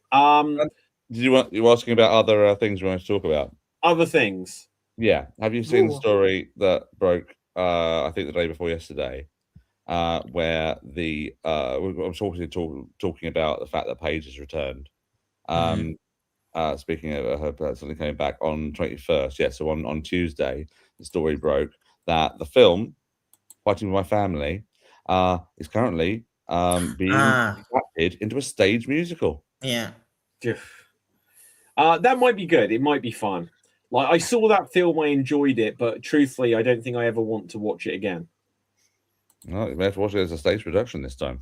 That movie lucked out extremely well because they cast Florence Pugh before she got an Oscar or like an Academy Award or something. Oh yeah. Mm. And then the movie came out after, like she got the award, so they could say Academy Award winner Florence Pugh. Oh yeah, actually, that's a good point. Yeah. The other thing that caught my obviously Raw. So they're just going back to the bloodline. Now they might obviously divert from this. I don't. If there's no good way out of this. Either Jacob Fatu acknowledges him, or the Usos turn on Roman and acknowledge Jacob. But it's the same old shit as the fans will often chant. I don't know what they can do with this Roman as world champion bloodline stuff now. It's a retread of the Solo story, but with someone with charisma instead of a black hole. I don't think it is. Because Jacob said in the thing, he's not bothered about the title. He's not bothered about the title of tribal chief. He's not worried about that. He wants the title. Yeah, but okay, so he doesn't want the title of tribal chief. He just wants the title. It's the same difference. Yeah, if whether or not you wear an Ula look, right, here's a belt. It's not, but Solo and Roman were fighting over the Ulafala. No, but it's the same thing. It's still just bloodline versus bloodline, and it's all of the promos. They'll say, "I don't want to be tribal chief." Everything else in our promos and matches and match build up is going to be the same, though. Well, yeah, but let's just see. It's literally the first week. It's not even a week. Okay. Also, tribal chief is who you acknowledge, right? And Roman at the end was like, but next week this week I'm not saying yes, I'm not saying no, but you will acknowledge me. It's like, okay, it's about who is your tribal chief. It's still the exact same thing, I'm just saying that'd be interesting. What Fatu said, but sorry. I'm just going by what Fatu actually said in the promo.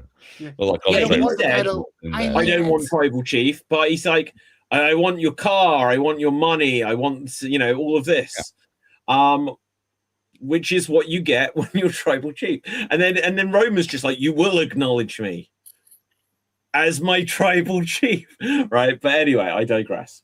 Anything else from Raw? Because I've kind of blanked on it a little bit. Sol Ruker's debut, Ethan Page debut. Oh yeah, yeah. The Sol Ruker match was really, really, really good.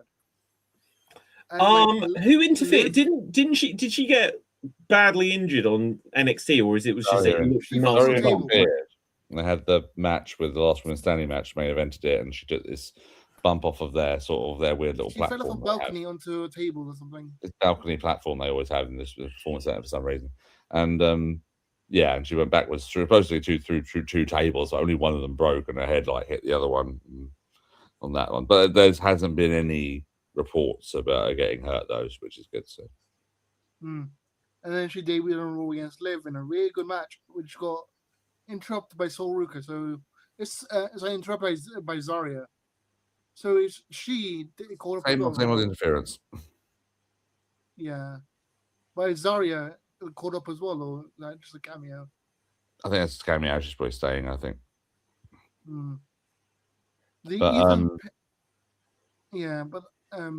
See, that's what annoyed me because compared to the WrestleMania match, the Liv Morgan match they had on Raw was so much better. I don't know why they had a better match on the Raw instead of the actual show. Because they were given more time, apart from anything else. Yeah. And as I was saying earlier, it's just that they put all that stuff, that effort into the entrances and there's a terrible few going into it, and they gave nothing in terms of match quality. I don't know if you were on line when I said it, but they were saying that there was an hour and 20 minutes of worth of wrestling something on the first night. Yeah, that's a 4-hour pay-per-view. Which, when you consider us going to All In on London, you could, as long as the show may be, you couldn't mistake the fact that it was filled with wrestling. I'd gone to WrestleMania and when it was an hour and 20 minutes before our show, I'd have been a little bit like, what's the value here? Oh, Jesus! Well, I'm just trying to see if there's anything like major happening. What did I miss? Sorry, I had to quickly check something. Nothing major. But, So, like, I don't think this is going to be like a big spoiler or something. Just, I'll risk getting like slapped here or something. But this is from Dynamite, Ciampa against Darby. This doesn't reveal a result, but this is unbelievable. Oh no, you don't want the sound. Yeah, this is crazy. That is nuts. I don't. What at the end? Did he bust his own leg? No. I'm just saying there was nothing there. I thought he was going through a table or something. No, exactly. Literally just out to the floor. Yeah. I haven't seen that match yet. I don't know who wins it, but Well done, you guys for calling the title change last week. So we haven't talked about that. If we Darby being after the world title. Darby. Oh, okay. I'm so pleased for Darby. Because he wasn't even one of the 4 pillars, was he? Oh, he was one of the 4 pillars. Who were the 4 pillars? It was Sammy Guevara, Jungle Boy, MJF, Davari, Sammy Guevara, and Jungle Boy, Jeff Perry. Oh, okay, so it was Darby. Okay. Yeah, okay, so I'm pleased because you think this many years later, only MJF had become a world champion out of that. So I'm pleased that happened. It was nice that Sting came out at the end.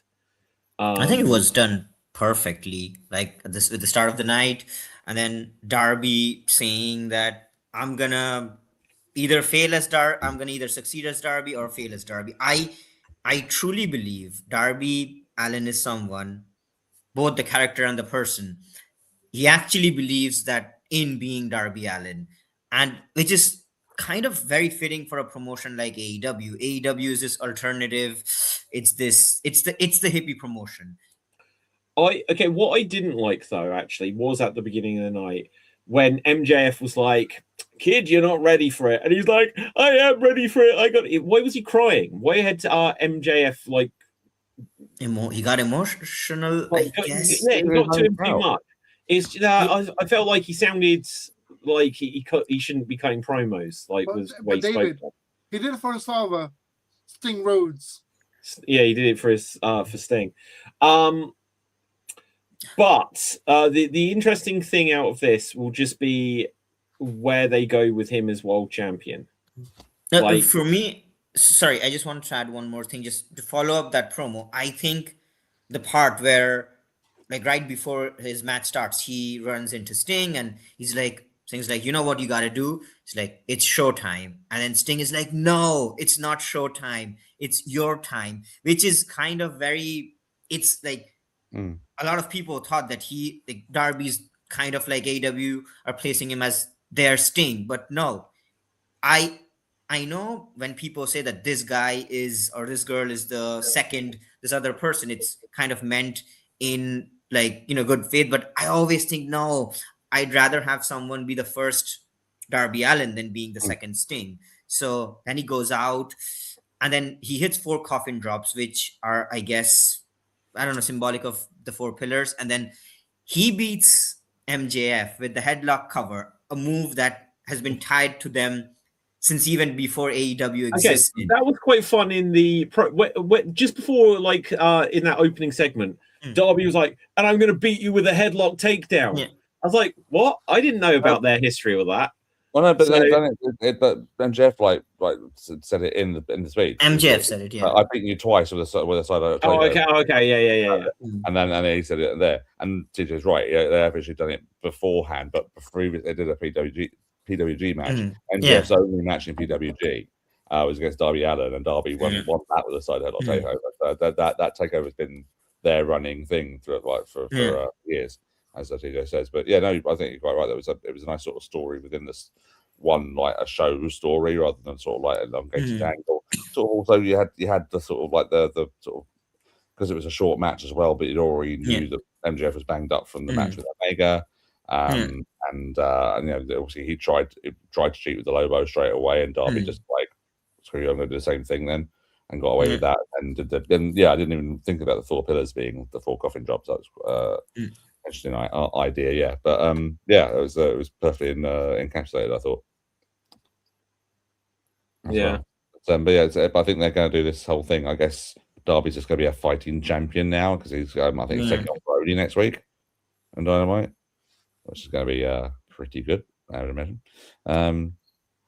And I think some people have been saying, "Oh, Brody could turn on him and all that sort of stuff and do a heel run there." So I don't really want to see. I think we've seen the Brody heel stuff about they keep him as a good guy for a bit. And also, I think given the current support he has received, you cannot turn him heel.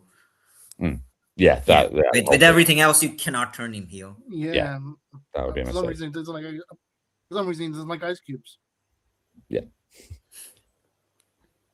Absolutely, but yeah, I don't. So there's a huge amount else from the AEW side of things and things like that. I still haven't watched it. I do want to put it to you guys. Has anyone watched Sandman versus Invisible Man? No, I want to. Match. I've seen a couple of clips. I saw Mick Foley come out. Yeah, I heard.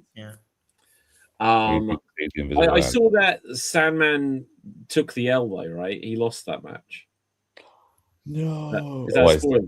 Yeah. Well, spoilers. Putting the younger talent over, it's fine. You know. Okay, yeah. Fair. Oh, yeah. Well, do you know? Yeah, I don't have a particular comment on that. To be honest, right? Anything else, guys? Before we call it a day here, I can't see that there's any breaking news, but I'll check one more source. There was the Guardian did a big profile piece on Linda McMahon the other night, the other day, which my wife was reading and going, "Honey, why do you watch this stuff? This stuff has been," because it was listing a lot of the Attitude Era sort of stuff that happened during her while their height and things like that. So, what on TV or behind the scenes? No, on TV. The whole thing that what Linda McMahon did on screen, things like that, you know, acting comatose while her husband was groping a female employee in front of her and all that sort of stuff. While she's supposed to be knocked out and all that stuff. The stuff is Mania 17, that sort of stuff, and all the height of the Attitude Era, her getting tombstone by Kane and all those other bits and pieces, and it's that sort of stuff where you go, this actually is hard to defend as a wrestling fan. It's indefensible. Everything's hard to defend as a wrestling fan, to be honest. Yeah. Like it is indefensible. Some of that stuff was the height of McMahon's ego was just when horrible. Linda was first hired as a Secretary of Education or whatever. Yeah. They showed a scene from the White House where it shows like Triple H in the background having a sip of water and fighting some demons to not spit it out. I remember that. I remember that photo. Triple H like this with drinking, and you just like, yeah, I've seen that meme as well. Because obviously, yeah. Okay. Not like muscle memory. Yeah. Okay, right. Well, let's begin to wrap this up, guys. So let's find out where we can find everyone on social media, and TJ, where can the people find you? If you want to check some short work, TJ_ROYX on Instagram. You can find me here next week. Amazing. Dave. At David Jervis Green on Instagram, Blue Sky and Facebook, and LAPD Improv on Instagram, Blue Sky and Facebook. Okay. Dev. You can find me in therapy. Okay. Interesting choice for the band there. Well, good luck. Okay, so the closest to some breaking news I've got is apparently Danhausen's WrestleMania merch sales crush projections. Good. His merchandise moved so quickly that they had to keep bringing in fresh stock throughout the weekend. Good for him. Keep up with it. Okay. Yeah. I will say though, I think one thing has to be said as well. Though, all these new guys that are coming in from NXT this week, I think if they finally have Danhausen doing the backstage skits and keep him on Raw now, his own stuff with the Miz, and on SmackDown you can have the backstage skits now with Joe Hendry. Yeah, I agree. Okay, my name is David Pisansky. Follow me on Facebook, Instagram, X, etc. at David Pisansky. Also follow Slam Jam Wrestling Show on all of the socials. And with that, until next time, stay safe, always stay extreme, keep slamming and jamming, you slam jam bronies. And boom, we're off the air.